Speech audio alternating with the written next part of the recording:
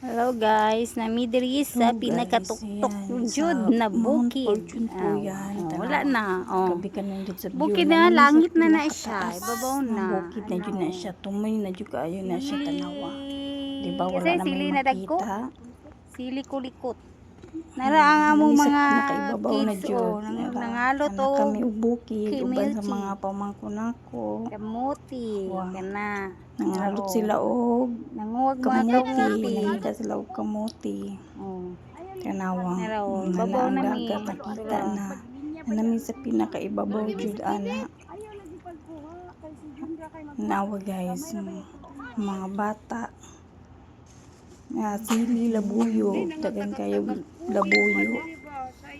Sili labuyo, pang-harvest na mga sili labuyo. ka ng balhin. Oo, dagan kami nag-harvest kay sobra kainit, kitabangan Iba, din kana naman ka na Natural seal.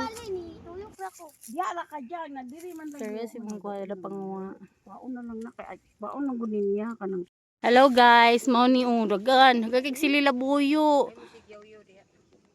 Nara.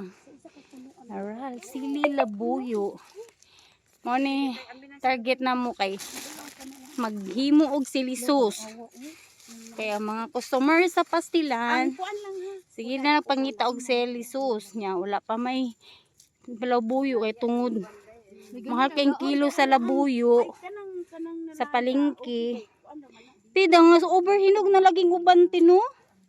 Ilahi lang ning mga kuan na. Ay, assorted na presyo na ani. Dili iyang kuno ang ayaw nang mga.